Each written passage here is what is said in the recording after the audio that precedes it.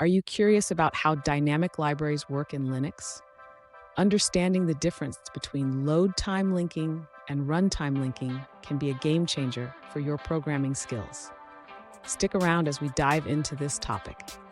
I totally get it. Many developers find themselves puzzled when trying to grasp the intricacies of linking dynamic libraries. You're not alone in this, and today we're going to clarify these concepts together.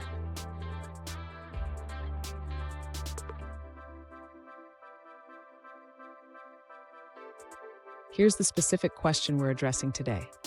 One user asked about the differences between load time linking using the GCC command and runtime linking using functions like dlopen and dlsim. They want to know how these mechanisms affect the state of the library and the addresses of its symbols. Sound familiar? Let's explore this together. To understand this, we need to look at how load time linking and runtime linking operate. Load time linking occurs when the program is compiled, while runtime linking happens when the program is executed. This fundamental difference leads to varying behaviors in symbol addresses. And don't go anywhere. By the end of this video, you'll not only understand these concepts, but also learn how to retain the state of a library during runtime linking. Trust me, you won't want to miss it.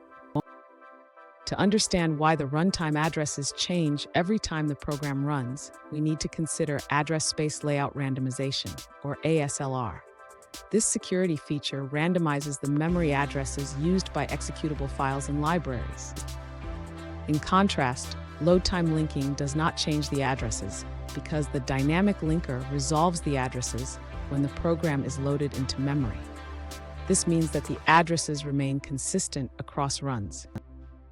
Now, regarding the state of the library, when the user loads the library using dlopen, it creates a separate instance. Therefore, any changes made to the variable before calling dlopen do not affect the instance accessed through dlsim.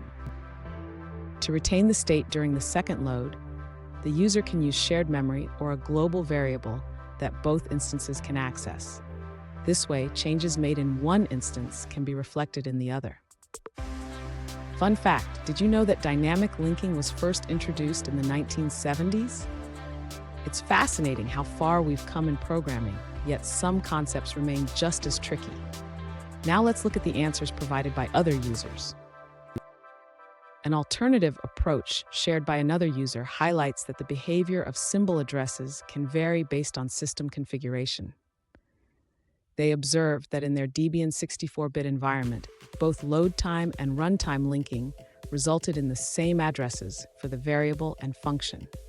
This indicates that the dlopen function utilized the already linked library, which may differ from your system's behavior. They also noted that to take advantage of address space layout randomization, or ASLR, it's essential to compile the main.c file with position-independent code. This adjustment can lead to different addresses for both load time and runtime linking, as demonstrated in their results. That's the end of that answer. Let's see another perspective. This user provides an insightful alternative approach.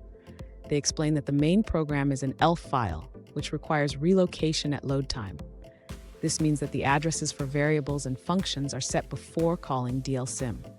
In contrast, dlsim returns the symbol address at runtime without any relocation, which is why these addresses differ. They also suggest using mapping information to observe these differences. For example, running a command with ld library path shows the addresses for load time and runtime linking, highlighting how they vary. That's all on that answer. Let's take a look at another one. This user explains that when you compile a library directly with an executable, it behaves like static linking. The functions are injected into the source code, resulting in fixed virtual memory addresses. For example, the variable var will always have the same virtual address, even though its physical memory location may vary. In contrast, when loading a dynamic library at runtime, the operating system assigns a range of virtual addresses starting from a specific point.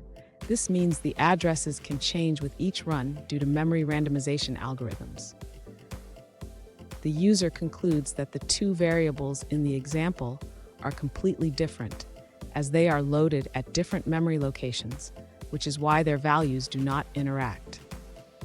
Here's a pro tip. Always be mindful of how you manage your dynamic libraries.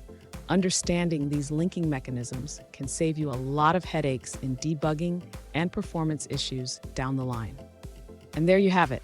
You now have a clearer understanding of load time and runtime linking in Linux. If you found this video helpful, please give it a thumbs up and subscribe for more programming insights. Keep experimenting and happy coding.